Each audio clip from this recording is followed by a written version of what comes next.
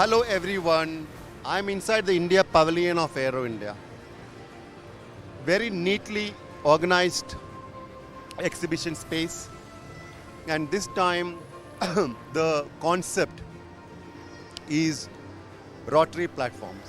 So to speak about this and more, we have Mr. Gagandeep Singh. He is a DGM with the Rotary Wing Development Center, RWRDC of HAL. He is the nodal officer of this India Pavilion from the Ministry of Defence side.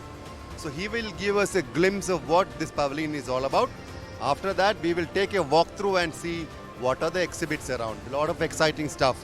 Thank you so much, sir, for taking your time out. Thank you. तो आप बताइए क्या है? See, basically this pavilion, the theme which is given as rotary wing platforms, has been divided into 4 zones.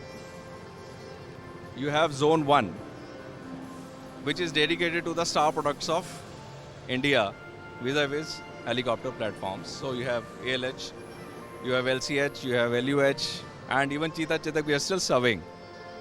So that is zone 1. Then we have zone 2, where at sub-platform level, the equipment level, the components, assemblies, those have been showcased. Be it avionics, structures, flight controls, automatic flight control system, and things like that. And then there's zone 3, which is dedicated to after-sale support, maintenance, repair, overall training, simulations, simulators and things like that. And then you have zone 4, which is dedicated to the future. What are the rotary wing platforms that are coming up in the near future and the long run? Like IMRH, we have an RUAV 200 project. And on ALH, we have an advanced version of ALH which is coming up. So things like that. So this is what...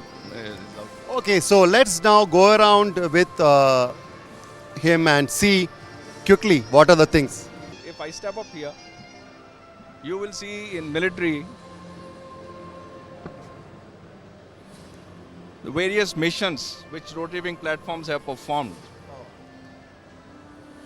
are on display here. For example, you have Operation Rahat, Uttarakhand, 2013.